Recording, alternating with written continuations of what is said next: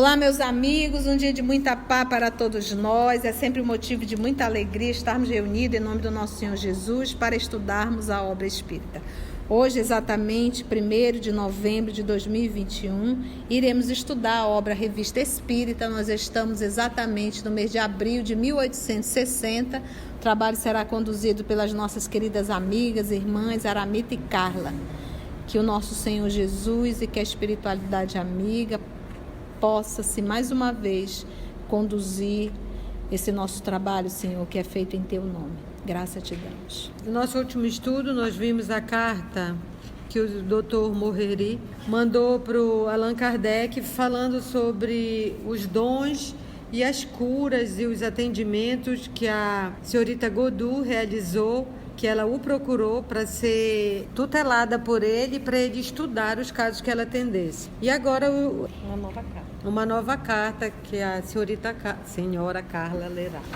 20 de março de 1860. Senhor, em minha última carta, é a carta do Dr. Moreri para Allan Kardec, anunciei-vos que a senhorita Désirée Godu tinha vindo exercer sua faculdade curadora sob minhas vistas. Hoje venho-vos trazer algumas novidades. Desde 25 de fevereiro, comecei minhas observações sobre um grande número de doentes, quase todos indigentes e impossibilitados de tratamento adequado. Alguns têm doenças pouco importantes. A maioria, porém, é acometida por afecções que resistiram aos meios curativos ordinários. Cataloguei, desde 25 de fevereiro, 152 casos de moléstias muito variadas. Infelizmente, em nossa região, sobretudo os doentes indigentes, seguem seus caprichos e não têm paciência para se resignarem a um tratamento contínuo e metódico. Desde que experimentam melhora, julgam-se curados e nada mais fazem. É um fato muitas vezes constatado em minha clientela e que necessariamente deveria ocorrer com a senhorita Godu. Acontece até hoje. Melhorou semana. Então, se vocês se recordam, na última carta do Dr. Moreri, ele começou constatando 75 casos de observação. Isso em fevereiro. Agora, em março, já são 152 casos de moléstias. E que são moléstias que resistem aos curativos ordinários, ou seja, o comum, o habitual daquela época. E que as pessoas, na sua maioria, são indigentes, mas que melhorando eles vão embora. E para a gente não se esquecer, como a tia já falou no outro estudo, que assim, o médium de cura faz fila, né? E com a senhorita Godu não seria diferente, porque um fala para o outro, que fala para o outro, e moléstia do corpo todo mundo tem, né? De 75 já dobrou em menos de um mês a quantidade de gente que ela atende e de casos resistentes. Então, e da outra vez, ela atendia do nascer do sol até quase a noite, sem parar. E lembrando, né, que a cura do corpo é um paliativo. A cura do corpo é um paliativo, porque a doença ela está na alma. O corpo só expressa a dor da alma, a doença da alma. E os estudos, o esforço diário, é isso que faz a cura da alma. E uma vez a alma estando curada, o corpo fica sã. Mas a gente acaba realmente buscando esse paliativo, né? Essa necessidade de nos libertarmos do sofrimento físico e continuamos aprisionados aos sofrimentos morais. Por isso que Jesus dizia, vá, não tornes a pecar para que não te aconteça algo pior. Falando desse processo de mudança, né? E o caso da senhorita Godu é para mostrar que a faculdade existe e para comprovar a interferência dos espíritos. Por isso, o espírito que a dirige a mandou procurar o Dr. Moreri. Como já vos disse, nada quero prejulgar, nada afirmar, exceto os resultados constatados pela experiência. Mais tarde farei o inventário de minhas observações e constatarei as mais notáveis. Mas desde já posso exprimir a minha admiração por certas curas obtidas fora dos meios ordinários. Vi curar sem quinino 3 episódios de febres intermitentes, rebeldes, dos quais um havia resistido a todos os meios por mim empregados. Nesta época de 1860, não existia analgésico nem antitérmico, né? Remédio para febre. E o remédio mais comum era o quinino, que era anti-inflamatório, analgésico e antitérmico. E, inclusive, ele é o princípio ativo dos primeiros medicamentos para malária, né? Depois que foi trocado para cloroquina, hidroxicloroquina. A senhorita Godu curou igualmente 3 panarícios e 2 inflamações subaponevróticas da mão em poucos dias. Fiquei deveras surpreendido. Panaríceos é uma inflamação na pele ao redor das unhas causada por bactéria que dói bastante. É uma coisa assim, é bastante feia de ver. E aqui ele fala subaponevróticas, que era como falavam antigamente. Hoje em dia se chama subaponeurótica, que são a membrana esbranquiçada que envolve os músculos. Então isso causa muita dor e ela conseguiu curar sem e de forma. Em poucos dias. Dr. Morreri ficou deveras surpreendido. Posso também constatar a cura, ainda não radical, mas muito avançada, de um dos nossos mais inteligentes trabalhadores, Pierre Leboudet, de Saint-Hervé. Surdo há 18 anos, ele ficou tão maravilhado quanto eu, quando, após 3 dias de tratamento, pôde ouvir o canto dos pássaros e a voz de seus filhos. Viu esta manhã. Tudo leva a crer numa cura radical dentro em pouco. Ainda hoje, a surdez é de difícil tratamento. E ela, em 1860, um surdo há 18 anos. Ela curou e ele disse que tudo leva a crer que é uma cura radical, ou seja, definitiva. Entre nossos doentes, o que mais atrai minha atenção neste momento é um tal Bigot, operário em Sankaradec, acometido há 2 anos e meio por um câncer no lábio inferior. O câncer chegou ao último grau. O lábio inferior está parcialmente destruído. As gengivas, as glândulas sublinguais e submaxilares estão tomados pelo câncer. O próprio osso maxilar inferior está afetado pela moléstia. Quando se apresentou em minha casa, seu estado era desesperador. Suas dores eram atrozes. Não dormia há 6 meses. Qualquer operação era impraticável, pois o mal estava muito avançado. A cura me parecia impossível e o declarei com toda franqueza à senhorita Godu, a fim de premuni-la contra uma derrota inevitável. Minha opinião não variou quanto aos prognósticos. Não posso acreditar na cura de um câncer tão avançado. Entretanto, devo declarar que desde o primeiro curativo, o doente experimenta alívio e a partir de 25 de fevereiro dorme bem e se alimenta. Godu é poderosa. Ela só aplicava passa?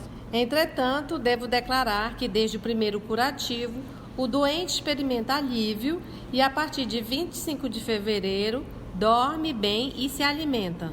Voltou-lhe a confiança. A ferida mudou de aspecto de modo visível. E se isso continuar, a despeito de minha opinião tão formal, serei obrigado a esperar uma cura. Se realizar-se, será o maior fenômeno de cura que se possa constatar. É preciso esperar e ter paciência com o doente. A senhorita Godu tem com ele um cuidado todo especial. Por vezes, tem feito curativos de meia e meia hora. Esse indigente é o seu favorito. Esse câncer, uma vez eu vi no Hospital Getúlio Vargas um senhor com câncer de lábio, igualzinho esse que ele descreve. E ele chegou do interior e realmente é um aspecto muito feio, fétido. A pessoa não fecha mais a boca e fica babando o tempo todo e não consegue mais deglutir. O único meio que tem é você fazer uma operação, uma cirurgia, que você corta parte do lábio, parte da língua, parte da mandíbula. E para a pessoa ter uma sobrevida e uma pequena chance de caminhar melhor nos anos, né? Se alimentar com E fome, se alimentar... Não, ele consegue se alimentar, mas a alimentação passa a ser só pastosa, mas eles põem uma prótese de titânio, que não tinha tudo nessa época, então é como ele diz, o que ela já conseguiu de remissão só com os curativos e os ungüentos dela dormir, né? é maravilhoso. Outra vez que ele disse, o doente experimenta alívio e ele já consegue comer. Esse paciente, quando chegou, ele não comia nada. Ele chegou bem, aí então passou sonda e coisa. Então, olha lá, até eu já estou admirada. Quanto a outras coisas, nada tenho a dizer. Poderia edificar-vos sobre os boatos, mexericos e alusões à feitiçaria. Mas como a tolice é inerente à humanidade, não me dou o trabalho de tentar erradicá-la. Aceitai meus cumprimentos, Morreri. Observação. Como se pode ficar convencido pelas 2 cartas acima, o Dr. Morreri não se deixa fascinar pelo entusiasmo. Observa as coisas friamente, como um homem esclarecido que não se permite ilusões. Demonstra inteira boa-fé e, pondo de lado o amor próprio do médico, não teme confessar que a natureza pode prescindir dele, inspirando a uma jovem sem instrução os meios de curar que ele não encontrou sequer em sua faculdade, nem em seu próprio cérebro, não se julgando humilhado por isso. Seus conhecimentos de espiritismo mostram-lhe que a coisa é possível sem que, por isso, haja derrogação das leis da natureza. Ele a compreende, desde que essa notável faculdade é para ele um simples fenômeno, mais desenvolvido na senhorita Godu que em outros. Pode-se dizer que essa jovem representa, para a arte de curar, o que Joana d'Arc representava para a arte militar. O Dr. Morreri, esclarecido sobre os 2 pontos essenciais, o espiritismo como fonte e a medicina ordinária como controle, pondo de lado o amor próprio e qualquer sentimento pessoal, encontra-se na melhor posição para julgar imparcialmente. E nós cumprimentamos a senhorita Godu pela resolução tomada de colocar-se sob seu patrocínio. Sem dúvida, os leitores nos serão gratos por mantê-los ao corrente das observações que serão feitas ulteriormente. O Dr. Morreri foi de uma grande alma, um espírito bem dedicado, porque ele disse na outra carta que ele não teme o ridículo, não teme. Os próprios médicos, colegas dele, disseram que era para ele mandar ela embora e ele disse que ele não ia fazer isso, que ela não tinha nada de feiticeira, não tinha nada de bruxa, e ele está atestando a mediunidade dela. Variedade. O fabricante de São Petersburgo. O seguinte fato de manifestação espontânea foi transmitido ao nosso colega, Sr. Kravtsov, de São Petersburgo, por seu compatriota, o barão Gabriel Tcherkassov, que reside em Cannes. Só para lembrar que esses nomes vieram aqui, eles foram admitidos na Sociedade Espírita em janeiro de 1860 e fevereiro de 1860, porque lemos as atas. Já são membros que resiste em Cannes e garante sua autenticidade. Aliás, parece que o fato é muito conhecido e fez sensação na época em que ocorreu. Então, é um fato de manifestação espontânea que foi relatado. O senhor Kravtsov. Houve uma manifestação, foi espontânea, e do barão. Né? Não, é uma história que corre em São Petersburgo. Ele vai ler. A história. No começo do século, havia em São Petersburgo um rico artesão que empregava grande número de operários em suas oficinas. Seu nome me escapa, mas creio que era inglês. Homem probo, humano e comportado. Não só desfrutava a boa renda de seus produtos, mas muito mais ainda do bem-estar físico e moral de seus operários, que, consequentemente, ofereciam o exemplo de boa conduta e de uma concórdia quase fraternal. Conforme um costume observado na Rússia até hoje, o patrão custeava o alojamento e a alimentação, ocupando os operários, os andares superiores e as águas furtadas da mesma casa que ele. Certa manhã, ao despertar, vários operários não encontraram suas roupas, que haviam posto de lado ao se deitarem. Não se podia pensar em roubo. Conjeturaram inutilmente e suspeitaram que os mais maliciosos tinham querido pregar uma peça em seus camaradas. Enfim, graças às buscas realizadas, encontraram todos os objetos desaparecidos no celeiro, nas chaminés e até nos telhados. O patrão fez advertências gerais, já que ninguém se confessava culpado. Ao contrário, todos protestavam inocência. Ou seja, jogaram as roupas para cima do telhado. As roupas sumiram de lado e foram jogadas, espalhadas em cima do telhado. E só para refletir que o patrão era um homem justo, humano e comportado. Os empregados, eles tinham uma conduta e uma concórdia quase fraternal. Então, todos os empregados se davam bem uns com os outros. Mas começou as roupas sumirem. Aí ele começou a acusar e ninguém apareceu. Então ele passou uma advertência em todo mundo, patrão. Passado algum tempo, o mesmo fato se repetiu. Novas advertências, novos protestos. Pouco a pouco, o fenômeno começou a se repetir todas as noites.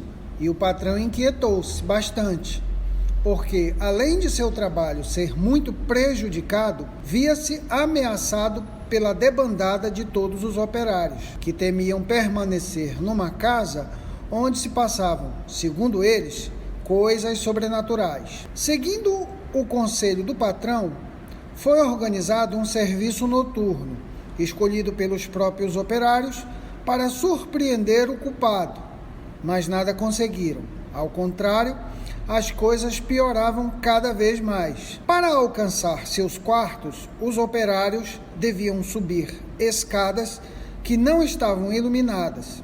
Ora, aconteceu a vários deles receber pancadas e bofetões, e quando se procuravam defender-se, não batiam senão no vazio, enquanto a violência dos golpes os fazia supor que tratavam com um ser sólido. Dessa vez... Pegar bofetão do nada, hein? Nas casas escuras, do nada. Dessa vez, o patrão os aconselhou a se dividirem em 2 grupos. Um deveria ficar na parte superior da escada e o outro embaixo. Dessa maneira, o brincalhão de mau gosto não poderia escapar e receber o corretivo que merecia. Mas a previdência do patrão falhou novamente.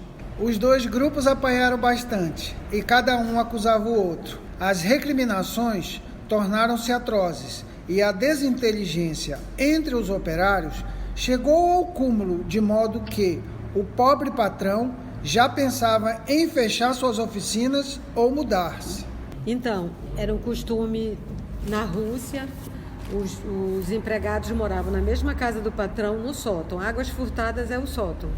E aí, quando começou a ter essas manifestações, ele, pensando que era um dos operários, repreendeu, mas não aparecia ninguém, aí ele resolveu dividir. Uns ficavam em cima e uns ficavam embaixo para ver quem descobriu o que era. Só que não acabaram e agora já tem até surras, né? Estão apanhando. E quando ele diz aqui, e a desinteligência entre os operários, ou seja, é a discórdia e os tumultos. Então, o que era um ambiente quase fraternal começou a ser um ambiente de discórdia, porque começaram cada um se acusar, né? Um acusar o outro, que o patrão já pensava em fechar as oficinas ou mudar-se. Uma noite, estava sentado, triste e pensativo, cercado pela família. Todos estavam abatidos, quando de repente ouviu-se um grande ruído no aposento ao lado, que lhe servia de gabinete de trabalho. Levantou-se precipitadamente e foi procurar a causa do barulho. Ao abrir a porta, a primeira coisa que viu foi sua escrivaninha aberta e um castiçal aceso. Ora, há poucos instantes, ele havia fechado a escrivaninha e apagado a luz. Ao aproximar-se, distinguiu sobre a mesa um tinteiro de vidro e uma pena que não lhe pertenciam, além de uma folha de papel sobre a qual estavam escritas estas palavras que não tinham tido tempo de secar. Mande demolir a parede em tal lugar. Era acima da escada. Aí encontrarás ossadas humanas que mandarás sepultar em terra santa. O patrão tomou um papel e correu a informar a polícia. Olha, a gente está vendo aí um fenômeno de escrita direta. Não tinha ninguém no escritório. aposento. E aí A pena estava a ainda, pena, que não era dele. o papel ainda estava molhado, nem a pena nem o tinteiro era dele. Uhum. A tinta também não? Não estava lá não? A tinta? Não era dele. O material era E ele todo... correu para a polícia. É porque vai ter que quebrar essa parede, né? Um tinteiro de vidro e uma pena que não lhe pertencia. Mas o tinteiro estava lá? Tava. Então ele trouxe o tinteiro de algum Também. lugar? E a pena também. Fenômeno de transporte. Pode. Alguém ficou sem o tinteiro. E nessa época era caro essas coisas. Escrita direta e transporte. Bolachada já sem era nada. Vai. Ele poderia até ter escrito sem utilizar esse tinteiro, né? Dependendo da condição, porque isso aí são efeitos físicos. Mas ele trouxe esse tinteiro de algum lugar, ou seja, de alguma outra casa, né? Que é o fenômeno de transporte. Alguém ficou sem o tinteiro. Tinteiro e a pena. E a pena. No dia seguinte, começaram a procurar de onde provinham o tinteiro e a pena. Mostrando-os aos moradores da mesma casa, chegaram até um negociante de gêneros alimentícios que tinha a sua quintanda no rés do chão e que reconheceu um e outro como seus. Interrogado sobre a pessoa a quem os dera, respondeu: ontem à noite, já tendo fechado a porta da loja, ouvi uma breve batida no postigo da janela. Abri e um homem, cujos traços não me foi possível distinguir, disse-me: peço-te que me des um tinteiro e uma pena. Eu te os pagarei. Tendo-lhe passado os 2 objetos, ele me atirou uma grande moeda de cobre que ouvi cair no assoalho, mas não pude encontrar. Demoliram a parede no lugar indicado, e aí encontraram ossadas humanas, que foram enterradas, voltando tudo ao normal. Jamais se soube a quem pertenciam aqueles ossos. Essa foi a carta. Kardec fala agora. Fatos desta natureza devem ter ocorrido em todas as épocas e vê-se que não são provocados absolutamente pelos conhecimentos espíritas. Compreende-se que, em séculos recuados ou entre povos ignorantes, tenha dado lugar a todo tipo de conjecturas supersticiosas. Então, que é para os efeitos, e essa história é do começo do século XIX, então ele disse assim, não tem nenhuma correlação com o espiritismo, nem com a doutrina espírita, ele diz assim, nem as pessoas sabiam, mas ele está dizendo que isso ocorreu em muitos séculos. É porque é muito comum as pessoas acharem que o espiritismo criou tudo isso. O espiritismo só deu o nome, mas o fenômeno sempre existiu. Os fenômenos. E assim finalizamos o estudo de hoje, agradecendo ao nosso Senhor Jesus e aos amigos que nos inspiraram por essa oportunidade. Até nosso próximo estudo, se Deus assim permitir. O trabalho do Cristo, ele é sempre coletivo, ele não é individual, não está centralizado sobre a cabeça de um. Somos o EOS, esse grupo que Jesus foi construindo ao longo dos anos, e estamos nós aqui estudando e tendo a alegria de poder compartilhar com todos vocês.